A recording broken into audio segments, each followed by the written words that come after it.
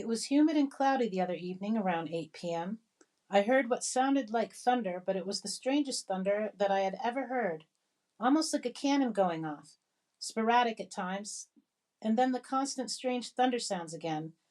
It certainly didn't sound like regular thunder, and I was starting to get excited, exhilarated almost. My imagination was getting the best of me, going through the rounds of ideas of this amazing sky event, sci fi, mystical, spiritual, you name it.